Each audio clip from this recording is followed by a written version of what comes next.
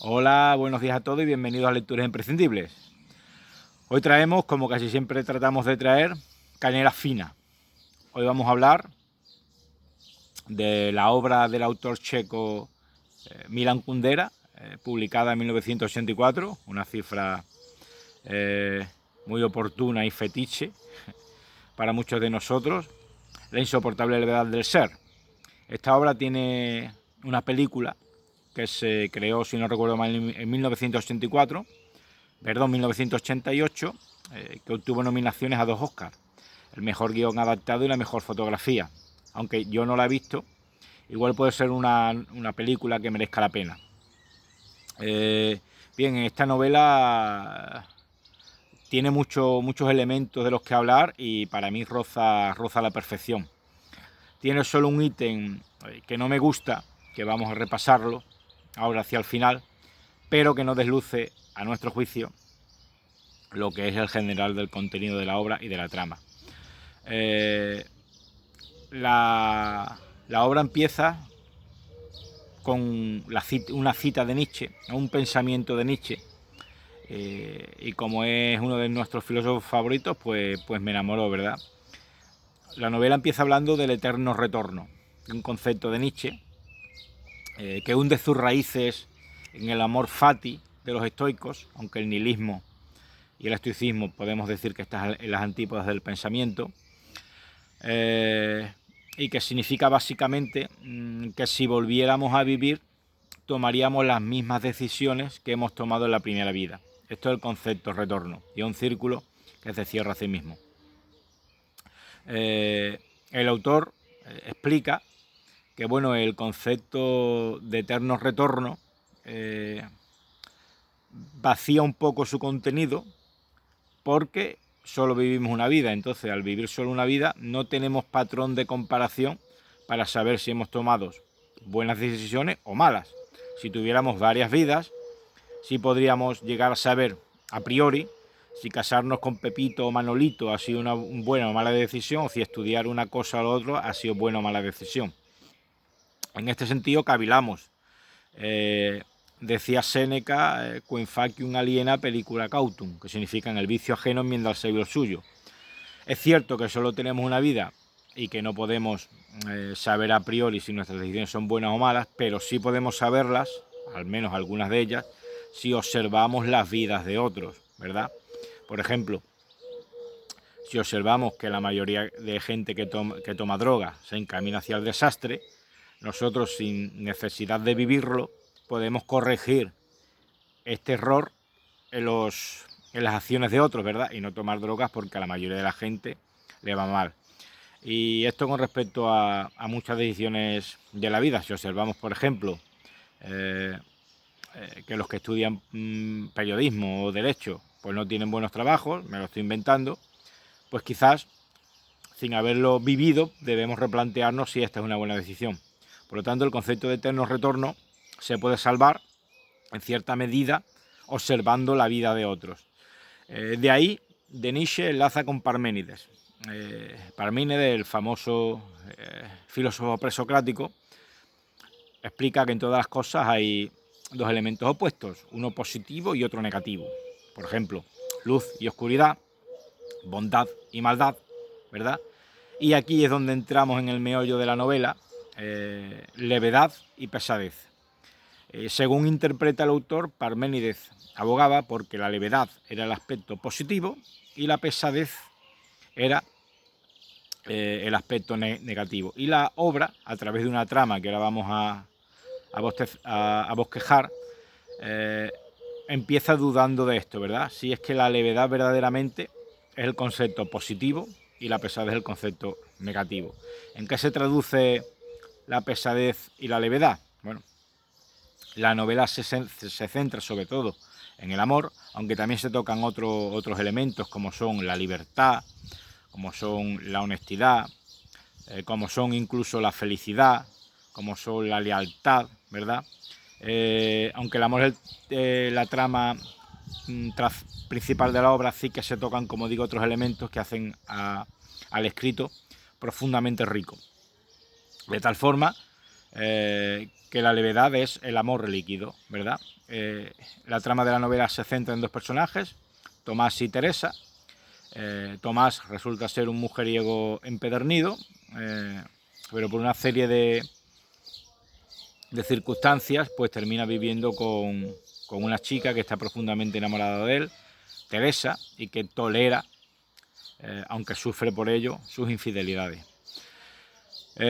También aparecen dos personajes principales, que son Sabina, que es amante de Tomás, y Franz, que también tienen un peso importante en la obra y que hasta cierto punto consiguen eclipsar a los personajes principales.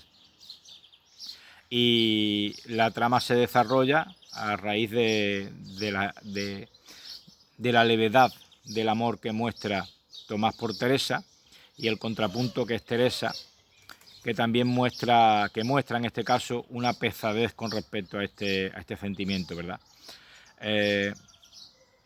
También observamos los contrapuntos de la otra relación que existe en la obra de Franz, que es infiel a su mujer, a su vez, con Sabina. Es un poco el artista de la novela, es un alma libre, podemos considerarlo así. Y en esta trama, en estas idas y venidas, podemos llegar a concluir, o pensar, o cavilar, quién verdaderamente es el más feliz de la novela. Tenemos por un lado a un personaje, en este caso Teresa, que representa la pesadez del ser, y a otro que representa la levedad del ser. La novela no da por sentado a priori que la cita de Parménides o el pensamiento de Parménides es real. Deja al lector que a través del desarrollo de la obra sea él el que interprete si verdaderamente la levedad es el concepto positivo o si lo es la pesadez, ¿verdad?, del ser. La obra también está salpicada por algo de política y de pensamiento político, pues relata la invasión de la Unión Soviética de Checoslovaquia allá por 1978, si no recuerdo mal, que provoca a algunos personajes empuja a algunos personajes a la inmigración, y lo que hace la trama verdaderamente rica. También entra en liza lo que es la libertad de expresión y la libertad de prensa, y hace reflexionar sobre todos estos elementos. Es una novela extremadamente rica porque contiene muchos ítems que nos hacen pensar y además nos entretiene a través de una trama que es bastante jugosa y morbosa, si me permitís la expresión, por los diferentes saltos de cama que pueden tener los personajes. A veces me recuerda un poco el salseo de los programas del corazón. Fulanito que se acuesta con menganita, menganita con fulanito, etc. Lo que hace que la novela esté muy viva. También entra en juego finalmente otro personaje, en este caso un animal, Karenin, que es el que acompaña a Teresa a lo largo de la mitad de la novela hacia adelante. Es una novela también en la que, como la vida misma, no solo el amor está presente, la felicidad, la libertad, sino también está presente la inevitable muerte, ¿verdad?, que es quizás el más pesado de los elementos porque nos hace hundirnos a todos en la tierra. Por ponerle un pero a la obra, que a mí personalmente no me ha gustado, es que a mitad de la novela aproximadamente, esta hace spoiler de sí misma y ya te cuenta cómo va a terminar, lo que de forma innecesaria, a nuestro juicio, desluce un poco la obra, porque te quitan ya te arrebatan el final, te arrebata la sorpresa final. Pero como en otras tantas obras, ¿verdad?, como por ejemplo en las uvas de la ira, de la que ya hablamos, el final es lo de menos, ciertamente. Lo que es más importante y más trascendental en estos casos es el propio devenir de la obra, y realmente da igual cómo termine, porque lo importante es todo lo que te ha hecho sentir y pensar a lo largo de la obra. Es una obra con la que vamos a sufrir, yo he sufrido con la obra, al final empatizas, sobre todo en este caso con Teresa. Es una obra que tiene algunos algunos guiños de humor interesante que a veces te hacen sonreír. Y sobre todo es una novela que te hace pensar. Y retornamos a la cuestión inicial. Si lo positivo es la levedad del ser o la pesadez del ser. Los personajes sufren una evolución a lo largo de la obra.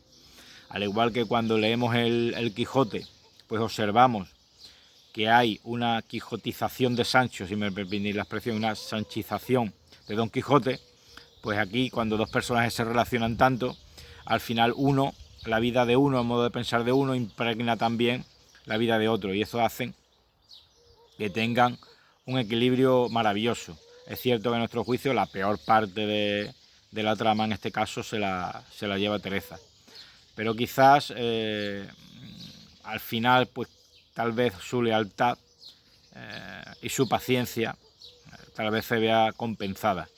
Tampoco quiero adelantar mucho más, porque si no voy a deslucir lo que es una excelente obra, de lo mejor que hemos leído en lo que llevamos de año, y os animo a todos o bien a leerla o bien a ver la película, y que concluyáis si verdaderamente el polo positivo es la levedad del ser o el polo positivo es la pesadez, o quizás, que tal vez es lo que nos pueda un poco llegar a querer decir el autor, que aunque no cita Aristóteles, pues lo citamos nosotros, quizás la virtud esté entre dos vicios opuestos, ¿verdad?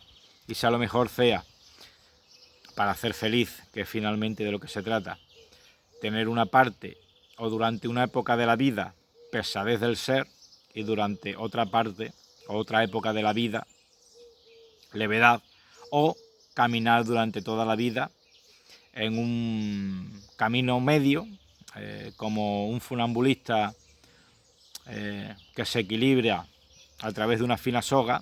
Lo que ocurre es que con este equilibrio es muy difícil de mantener a lo largo de la vida, y probablemente pues caeremos finalmente o de un lado o de otro. Muchas gracias por vuestra atención, que tengan un feliz domingo.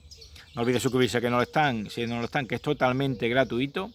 Por favor, denle a like, compartan y comenten para que el canal siga creciendo y para que podamos animar, que es el fin de este canal, a otras personas a aprender unas lecturas que desde nuestro punto de vista son las que más nos han marcado, más nos han ayudado, más nos han hecho evolucionar como personas, y más, por supuesto, podrían ayudar al resto.